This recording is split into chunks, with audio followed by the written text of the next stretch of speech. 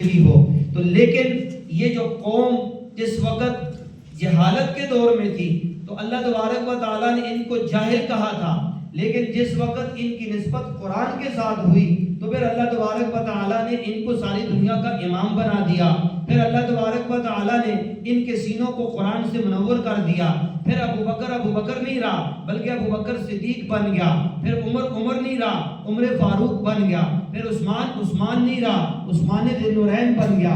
پھر علی نہیں رہا، علی حیدر کرار بن گیا. پھر حسن نہیں رہا، حسین نہیں رہا، بلکہ یہ دونوں سیدہ شباب اہل الجنہ بن گئے، جنت کے نوجوانوں کے سردار بن گئے. عبداللہ ابن عباس نہیں رہا بلکہ یہ مفسر قرآن بن گیا. عبداللہ بن ابی نہیں رہا، ان کی نسبت قرآن کے ساتھ ہوتی گئی.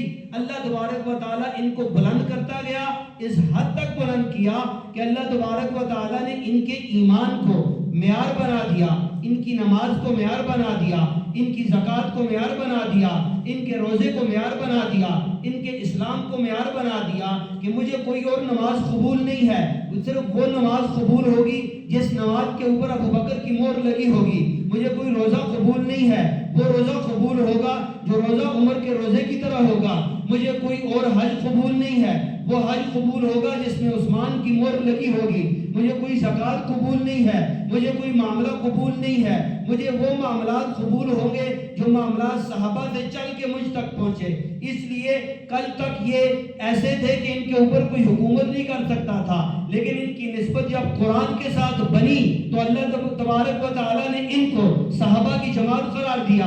اللہ نے ان کو اولئک هم المؤمنون حقا کہا، اللہ نے ان کو المسلمین کہا، والمؤمنین کہا، والمؤمنات کہا، والقانتین کہا، والقانتات کہا. عورتوں کو بھی اللہ نے عزت عطا فرما دی، بچوں کو بھی اللہ نے عزت عطا فرما دی. میں نے کہا ربا ان کو عزت کیوں ملی؟ ان عربوں کے اوپر حکومت کوئی نہیں کر سکتا تھا، یہ اپنی بیٹیوں کو زندہ درگور کیا کرتے تھے، یہ بتوں کے پجاری تھے.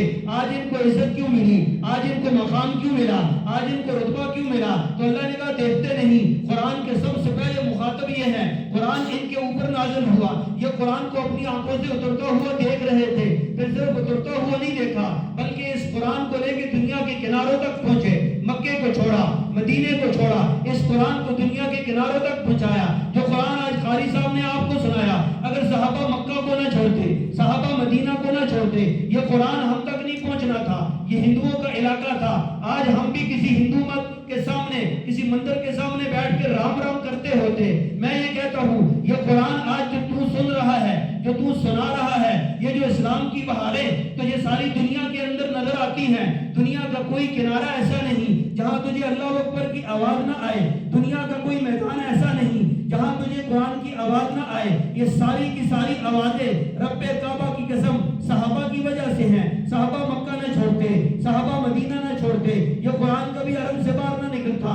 قرآن عرب سے اس لیے نکلا کہ صحابہ نے گھر بار کو چھوڑا، صحابہ نے بیوی بچوں کو چھوڑا، صحابہ نے کھیتی باڑی کو چھوڑا، صحابہ نے اپنے خاندانوں کو چھوڑا، صحابہ نے اپنے قبیلوں کو چھوڑا. کوئی صحابی افریقہ کے جنگلات میں جا پہنچا، کوئی صحابی امریکہ کے اندر جا پہنچا، کوئی صحابی تیرے پنجگور میں پہنچا، کوئی صحابی پشاور اصحاب بابا کے اندر پہنچا، کوئی صحابی قبرص کے صحراؤں کے اندر پہنچا، کوئی صحابی الجزائر کے صحراؤں کے اندر پہنچا، کوئی صحابی ریبیریا میں پہنچا، کوئی صحابی ترکی کے اندر پہنچا، کوئی صحابی مراکش کے جزیروں میں پہنچا. میں نے پوچھا تم نے مکے کو کیوں چھوڑا؟ تم نے مدینہ کو کیوں چھوڑا؟ تم نے عرب کو کیوں چھوڑا؟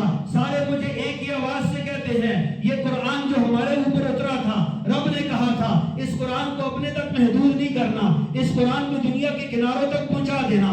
ہم نے بچے قربان کر دیے، ہم نے بیوی بچے چھوڑ دیے، ہم نے علاقے چھوڑ دیے. ہم کیوں اس قرآن کو لے کے نکلے؟ کیونکہ اس قرآن کی عظمت، اس قرآن کی فضیلت